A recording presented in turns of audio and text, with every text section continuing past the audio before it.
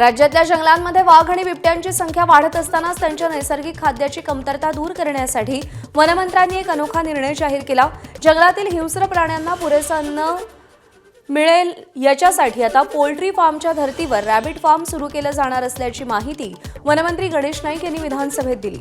जंगलात वाघ आणि बिबट्यांना भक्ष्य कमी पडत असल्याने ते मानवी वस्त्यांकडे वळतायत आणि त्यामुळे वन्य प्राण्यांच्या हल्ल्यांचं प्रमाण वाढतंय। या समस्येवर उपाय म्हणून वनविभागानं रॅबिट फार्मचा अनोखा पर्याय सुचवलाय। वाघांना बिबट्यांना जे खाद्य लागतं ते खाद्य अपुरं पडायला लागले असे त्यांचे म्हणणं आहे। जसे पोल्ट्री फार्म आहे तसे रॅबिट फार्म तयार करायची भूमिका घेऊ आपण। विनोदाचा भाग नाहीये। बटर जसे खाजगीमध्ये बटर फार्म आहेत तशा प्रकारचे बटर फार्म पण तयार करू। दरम्यान वनमंत्र्यांच्या निर्णयावर भाजपचे आमदार आणि माजी वनमंत्री सुधीर मुनगंटीवारांनी चांगलाच संताप व्यक्त केला। मंत्रालयातल्या अधिकाऱ्यांना झाडाला बांधून बाजूला वाघ सोडा अशा शब्दात त्यांनी वनविभागाच्या अनोख्या निर्णयावर संतप्त प्रतिक्रिया दिली।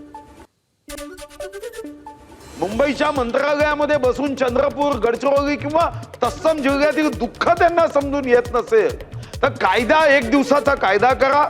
असे अधिकारी जे फाईलवर बसले आहेत त्यांना एक दिवस झाडाला बांधा, म्हणजे लक्षात येईल वाघ सोडल्यावर इतरांच्या जीवावर काय बिततं। एबीपी माझा, उघडा डोळे बघा नीट।